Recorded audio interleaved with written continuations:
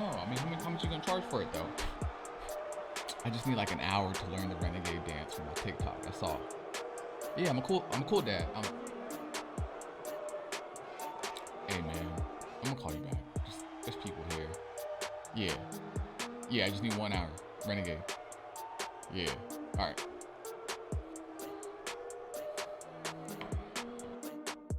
What? Bro, what are you talking about, man? Bro, I'm out, man.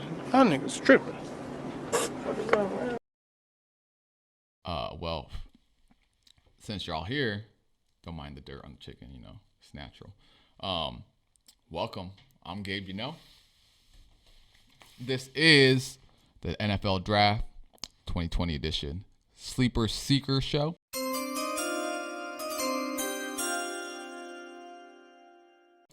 Sleeper Seeker Show for the NFL Draft. It's part of my long line of 6 episodes now, a podcast called the You Figure Podcast. Again, I'm your boy, Gabe Gabe on Instagram as well. Don't bother checking out that podcast at all because it's kind of shit. We got a dude that comes on the episode often with me that can't really talk into the microphone. We spend the first 3 episodes trying to teach him how to talk into a mic. It's a shit show, but it's also fun. Actually, go check it out and report it as spam. Anyways, what we got going on today is not Selma Hayek's titties, all right? Sorry, it's not. But I'm glad you clicked on it. We're going to showcase today some of my personal, and I'm nobody, legitly. Damn right. Yeah, so we're going to explore every position and name some of the top sleepers according to me. Gabe, your boy. If you're already pissed that there's no Selma Hayek titties in here, just go ahead and dislike and drop some hate comments down there. I won't read them anyways, but you'll feel better about yourself. Beyond that, man, I hope everyone is doing well with your stimulus checks out there. I know you see it, right? This is fake Gucci, fake and fresh, just like Little Caesar's Pizza. It's their slogan, copyrighted by Gabe. Anyways, man, let's go ahead and just dive right into it as far as the positions go. We're going to start with the quarterbacks, drop down all the skills positions on the offense goes. We're going to go to the defense. I'm going to name 2 or 3 sleeper picks according to me, again, because I'm a narcissist and it's all about me here. And then we're going to have surefire picks. Yeah,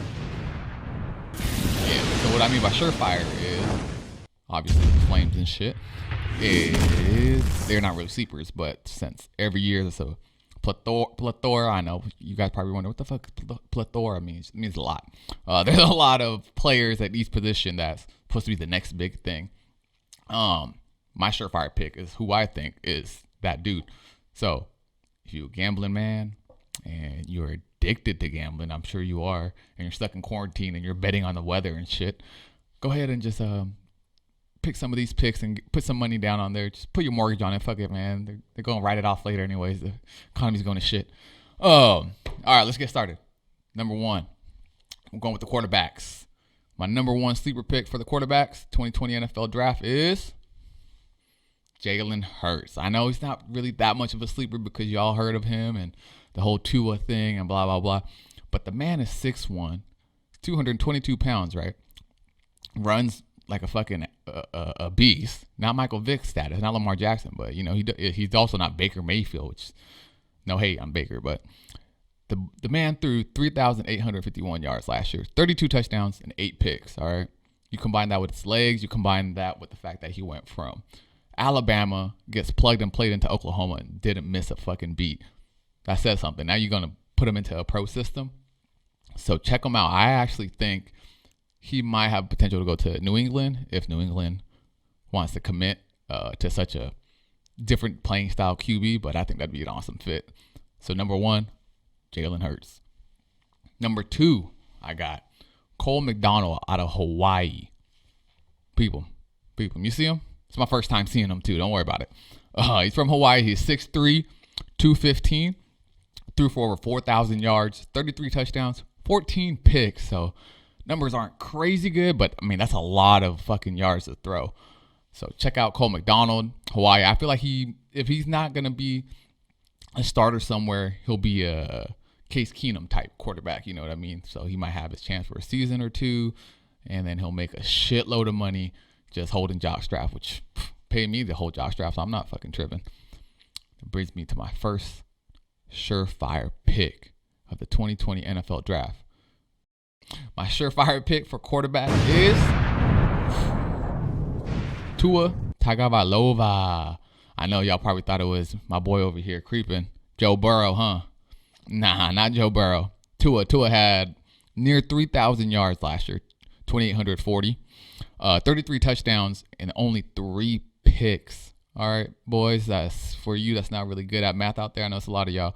It's 11-1 touchdown to pick ratio. All right, that's ridiculous. Jameis Winston is probably scratching his head like, how's that possible? To not throw a pick for every touchdown like he did last year. So Tua is my surefire pick. I hope the Dolphins go get him, but I also see him as a great fit in I was gonna say San Diego, but LA, the Chargers. He's a lefty, and they've been bolstering that right side of the line. So they're hinting at something. So recap: quarterbacks, you got Jalen Hurts out of Oklahoma, number 1. Number 2, Cole McDonald. Y'all see him? And then the surefire pick with Tua. That's a bad man. Lucky lefty himself. All right, so we're going to move on to the running backs, all right? My favorite position myself. That's your boy playing running back right there. Not that great, but look intimidating, huh? Anyways, running back. Number 1, I got James Robinson out of Illinois State. Don't ask me where that is. Just know James Robinson, all right? 5'9", 219, 475, 40. He rushed for damn near 2,000 yards last year. I believe they're a FCS school, so that's like Division I AA. Right? That's what they used to call them.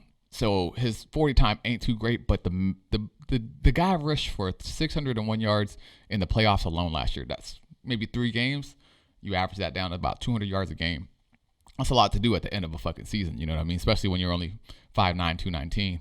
I'm 5'10". So, yeah. Anyways, he also had a 63 yards touchdown at Shrine Bowl. So, James Robinson, Illinois State. All right, check him out. My number 2 sleeper for running backs, A.J. Dillon or Dillian. Not really sure. There's an I at the end. He throws me off a little bit. Boston College, 6 foot, 247. Runs a 4.57 40, all right?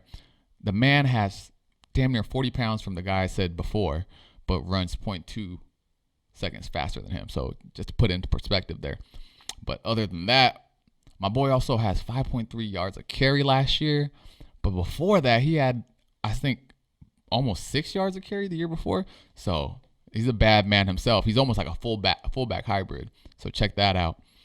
Then we got number 3, Darrington Evans out of Appalachian State, 5'10", 203. Damn, that sounds like me right there. Anyways, he runs a 4.41. That's definitely not me. 4.41 40. Shit, 5.8 yards per carry, 1,400 yards rushing, damn near 1,500 last year. Even topped that per carry average more the year before with 6.6. To put that in perspective, I mean, that means statistically, you give that boy the ball twice, he's already gotten you first down. You know what I mean? I know Appalachian State, they just started competing Division I full time, so they're not as great as far as the competition level goes, but you can't deny those numbers. You know what I mean? So, recap before we get that surefire pick. You got James Robinson, Illinois State. All right. Number 2, A.J. Dillon, Dillian, quote unquote. You could hit me up on Gabe Instagram to correct me. Darrington, out of Boston College, my bad. And then you got Darrington Evans out of Appalachian State. All right, my surefire pick for running back. I don't even have to say much for this man, and he's getting disrespected out here, but it's gonna be Jonathan Taylor from the fucking Wisconsin Badgers. You see him? You see him? You see him? Okay. The man ran a 4.39 40. He's 5'10", 226. 6.3 yards per carry last year, over 2,000 yards and 21 touchdowns. Come on, man. This was like record-breaking numbers, I believe, as far as his college career goes. I think they're disrespecting him by saying he might go in the 2nd to 3rd round. That's ridiculous. give you a little cheat tip as well. I think personally, the Bucks. I know y'all probably out there. It's the 21st of May, right? April right now. I keep saying May, my bad. The Bucks just got Rob Gronkowski, so now they got Tommy, they got Gronk, they got Marquise Goodwin, they got Mike Evans, and they're in prime position to pick up someone like Jonathan Taylor to bolster that running game. And if they do, you see that that's a possibility. 2021 champs. But y'all heard it first. Gabe Bino, also the You Figure podcast. Jonathan Taylor to the Bucks. If he does, I'm calling it right now. Offensive Rookie of the Year, Jonathan Taylor. All right, peep it. All right, next one we're gonna go into. We don't really have much to say for the position because they don't really exist anymore. But it's the fullbacks, man, and I just wanted to give them some love. Bring the fullback position back. All right. You see the Mike Allstott. You see the Lawrence Klonsasser. I believe that was his name. Max Strong. Shout out to Max Strong. We in the Pacific Northwest up here. Bring them back, man. Get some run blockage in there. I know everyone loves running sweeps and shotgun formations now, but fucking run it. Run a power I once in a while. So I don't have any sleepers for the fullback position because that whole position is sleepers. And then we got the wide receivers. We got the divas of the league, as they say. The motherfuckers always dancing, and I honestly, no homo. I enjoy it. It's cool. It's fun. Number one sleeper wide receivers 2020 NFL draft out of Notre Dame, Chase Claypool. All right. I think technically he could be a hybrid because he's 6'4", 238, so he could be a tight end as well. But if you put him at tight end, he's gonna be like Jimmy Graham in his prime, because he runs a 4.42 at 6'4", 238. Come on now, that's cheating. That's cheat codes, bro. Anyways, he got 66 catches last year, over 1,000 yards, 13 touchdowns. All right, so peep that again. All right, Chase Claypool, Notre Dame, number one sleeper for your boy Gabe. Number two, Denzel Mims out of Baylor, 6'2", 206. Little more on the leaner side. A lot of these receivers this year is, but you know what? It don't fucking matter if no one could catch you. You know what I mean? Denzel Mims ran the 4.38, 66 catches as well last year, 1,000 yards, 1,020 yards to be exact, and 12 touchdowns. And what does Baylor play in now? Big 10, Big 12, not SEC. But one of those big conferences over there.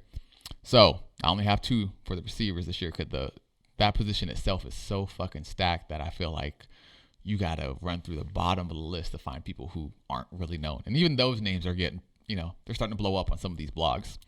So I just licked the mic a little bit. It's a little tasty. My first surefire pick I got, Justin Jefferson, man, from LSU. That's a bad man as well. 6'1", a little bit over 200 pounds. He runs a 4.43, but he also had over 100 catches in the SEC last year. That's ridiculous, man. Over 1,500 yards receiving and 18 touchdowns. All right, Justin Jefferson. I know technically they got him like number 5, number 4 best receiver. I got him number 1 surefire pick. It's trademark, by the way. I'm hunting for people using that. It's my segment. I also have honorable mention though for the receivers. Michael Pittman Jr. from USC. Yeah, if that name sounds familiar, that is Michael Pittman Sr.'s son. And if you watch football for a while, Michael Pittman got them guns, boy. That's what you remember about him, them 22s. I could keep up too, but no one's been in the gym lately because of this quarantine, so I put this jacket on so I could look a little more respectable. Michael Pittman Jr., USC, 101 yards receiving last year, 1,200 yards receiving. My bad, I just repeated myself. 101 receptions with 1,275 yards receiving, 11 touchdowns. I know the Pac-12 DBs aren't as great as you would see in SEC or even all those fucking big conferences. I'm spaced right now, but you know what the fuck I mean. So let's recap. Chase Claypool, number 1 out of Notre Dame. You see it? Denzel Mims, Baylor, number 2. And then we got surefire pick of Justin Jefferson, but also keep your eyes out. Keep your eyes for Michael Pittman Jr. out of USC. All right. Gave you called it first. And then we're going to I'm gonna segue into the tight ends. There's a tight end on the set right now, and it ain't me. You know what I'm talking about? Oh, we got the number one tight end. My girlfriend's watching. I'm sorry, babe. Anyways, we got number one, Thaddeus Moss out of LSU. Sounds familiar? Another one of these Legends kids? Yeah, it is. It's Randy Moss's son. He's 6'2", 250, 4'6", 40. I mean, he didn't get crazy catches. He got 47 catches with 500 plus yards for a touchdown. But man, the kid is a solid build. Obviously can't deny the family lineage. And think about getting almost 50 catches in a season when your teammate, Justin Jefferson, had damn near, 100 plus over 1,500 yards receiving himself. You're not going to have that much ball to go around. So even if Joe Burrow's slinging that shit like the way he was. So check out Thaddeus Moss, my number one tight end sleeper. Number two, people, you probably never seen him before, never seen that name. Don't worry, me neither. Just came across him not too long ago. Colby Parkson out of Stanford. The man is a mismatch nightmare, okay? 6'7", 252, 4'8", 40. All right, I know you guys are probably out there hearing all these 4.4s, these 4.3s, fucking 4.29s. You're like, damn, these 40s, that's the number that you think in your head that is fast. But a 4.83 is no slouch. My ass, not too long ago, ran one, and I don't even want to say the number, but it ain't even close to a 4.83, all right? And this man is 6'7", 250 running that shit. His stats as far as receiving goes is similar to Thaddeus, but I feel like he would be a way better mismatch galore for offense that actually has a QB who could, run those bootlegs and expose some of those routes that might take a little longer to develop. And beyond that, I think he's more solid as far as run blocker goes. So I know you guys are thinking like, man, why do you love Colby Parkson better than Thaddeus? I think Thaddeus has better potential. That's why. But my surefire pick and my first double whammy tight end is Colby Parkson. All right, I'm sticking with him. I know he's my number two, but I think like he's gonna get somewhere good, and he's gonna settle in, and maybe a place like Green Bay or some shit like that. And he's gonna have a breakout rookie year for sure, and people are gonna wonder where the fuck he came from. So Colby Parkson, surefire pick. This one's gonna be a little quicker because I'm not gonna disrespect my fellow and hardworking O linemen's out there. I'm not gonna disrespect myself acting like I know the position, but I'm gonna bunch up the O-line position as just a general position rather than the tackles, the guards, and the centers. So number one, I got Isaiah Wilson out of Georgia. You see that SEC boy again. Yeah, he's 6'5", 350, runs a 5.32. Okay, I could respect that 40 a little better now. They said he should have waited maybe another year to go in the draft as far as getting picked higher. But, I mean, when you know that money's waiting for you regardless, you might as well go. And I think Isaiah Wilson, he's probably one of the better run blocking tight ends. So my number one sleeper as far as O-line goes, Isaiah Wilson out of Georgia. SEC boy. Number two, Trey Adams from my alma mater, UW. All right, man. He's 6'8", 318. He was supposed to be a top 15 pick last year.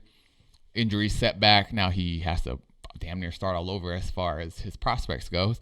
But I still see him probably going to second, third round. Solid run block, solid pass block, and just anyone that's massive is a little intimidating to go up against. You know what I mean? No matter how hard body you think you are, the man's 6'8", 320 plus. You know what I mean?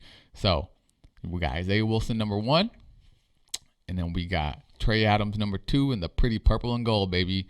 Surefire pick, Mekhi Becton out of Louisville. Look at that. Look at that monstrous man. All right, no homo. That's a goddamn physical freak. 6'7", 350, 5'1", 40. All right. Huge. Probably the best tackle in the whole fucking draft. But Tristan Wirth is out there as well. But I'm going to go with Mekhi Becton because I feel like he does it all. He's an immediate plug and play. And you might even see him in a Pro Bowl as a rookie. You heard it here first. I know I'm saying some wild shit, but that's what you got a YouTube channel for. Next position group, defensive line. Number one, this is the position group I think I'm a little more excited about than anything. Number one, you got Khalil David out of Nebraska. 6'2", 308, 4'8", 40. 6'2", come on, 300-pounder running a 4.8. What the fuck? Oh, anyway, 44 tackles, 8 sacks, and a pass breakup. All right, that's pretty impressive. So Khalil David, my number 1. My number 2, Curtis Weaver. You see him? You see the bluegrass? They banging out there in Idaho. That's the Boise State Broncos. Curtis Weaver, he's 6'3", plays DN. 265, ran a 4.740, so a little faster than that D tackle. But he has 52 tackles and 13 and a half sacks last year. That's a good number, man, to be sitting on. 3 pass breakups and a forced fumble. So check out Curtis Weaver. Number 3, I've been going back and forth at him being number 1 or being the number 3 pick. It's Jabari Zuniga, 6'3", out of Florida. Another SEC boy. You know they run the draft every year. 253 pounds. Hey, man, if I'm getting these weights just a little bit off because they're pretty exact, blame WalterFootball.com. That's where I got these weights from. So Walter Football, if you're exposing these boys, you're fucked up. Anyways, Jabari Zuniga, 6'3", 253, runs a 4.64, 45 tackles, 11 for a loss. If you don't know what that means he tackled the dude behind the line of scrimmage before he could even get past his lineman. So it's pretty impressive. 6.5 sacks. They got questions on his motor. They don't know if he could be an every down edge rusher, but fuck, put him in a 3-4.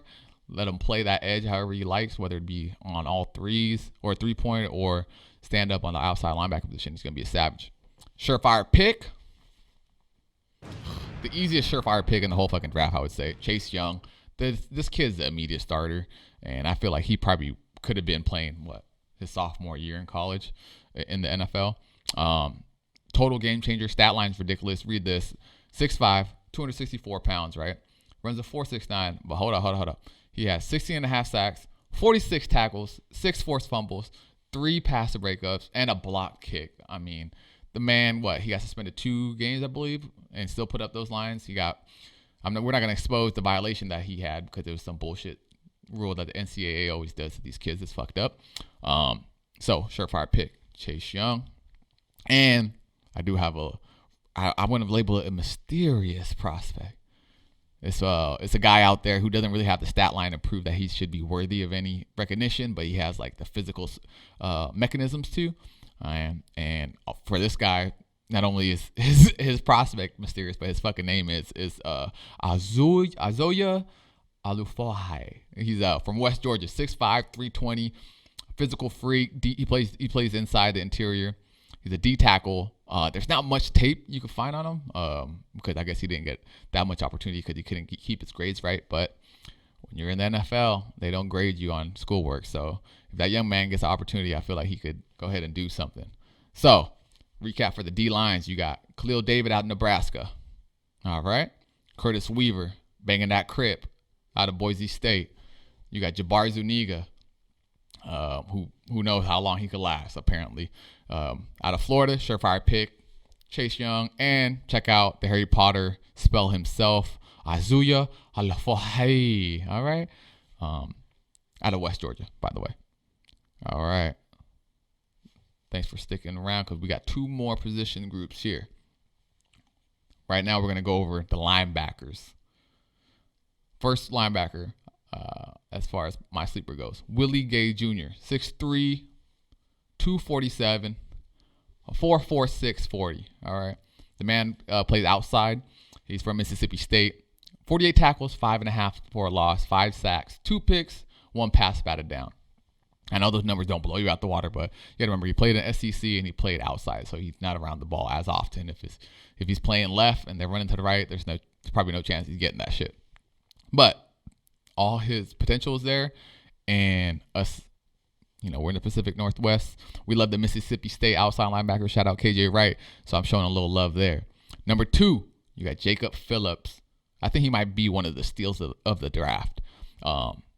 Inside linebacker out of LSU. 6'4", 229, ran a 4.66. All right. He 113 tackles in one season. That's ridiculous. SEC did play in the final, but that equates 14 games maybe? 13 games in a season. He racked up that many. Got a sack, forced fumble, and a pass defense. Check him out. All right. That's Jacob Phillips. And my surefire pick, and also my defensive player of the year pick, I'm calling it right now, Isaiah Simmons. You see him? He does work. The man is a freak of nature. He plays edge, and he's off obviously an outside linebacker out of Clemson. 6'4", 238, runs a 4.39, 104 tackles, 7 sacks, 1 forced fumble, 3 picks, 8 passes broken up, and probably take your lunch money. But go ahead, check out Isaiah Simmons. If any of your teams out there need a fucking plug and play outside dude, that's your boy. I know the Raiders over there, licking their chops, but they're gonna do something stupid like they always do. But Isaiah Simmons, defensive rookie of the year, and my surefire pick as far as the D-line goes, 2020 NFL draft.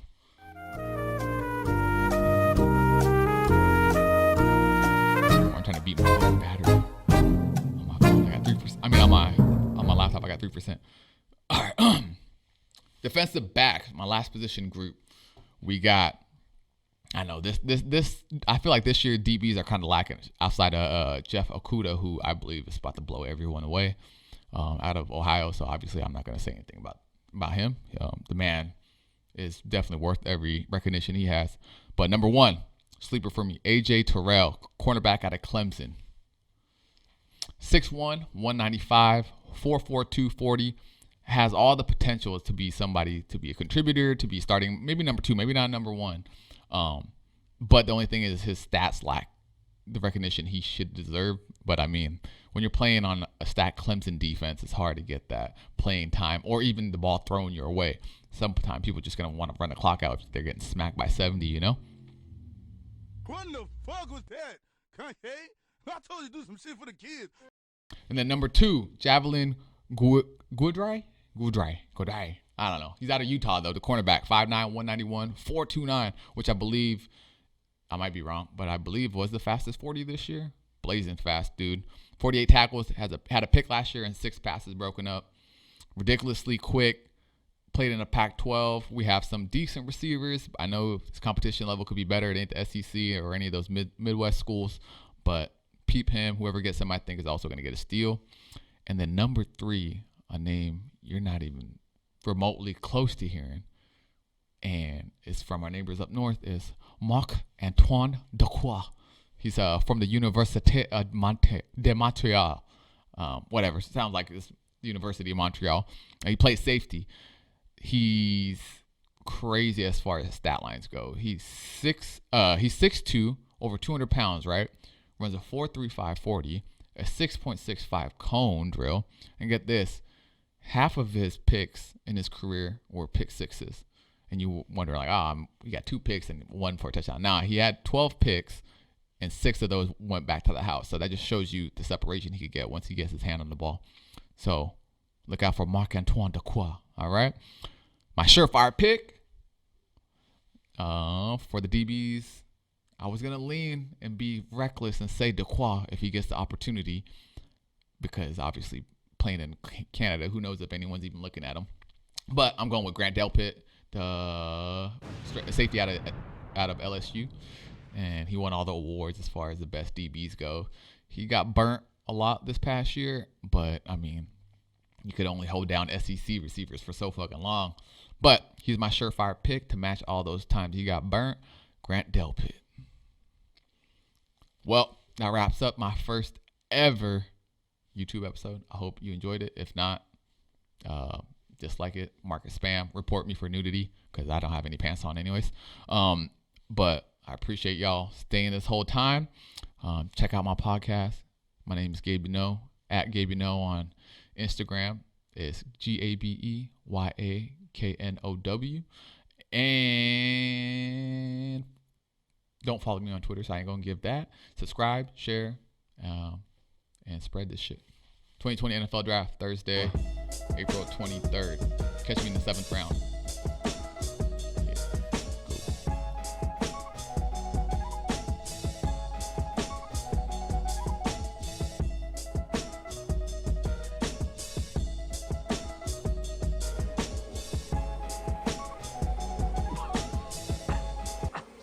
My soul from death.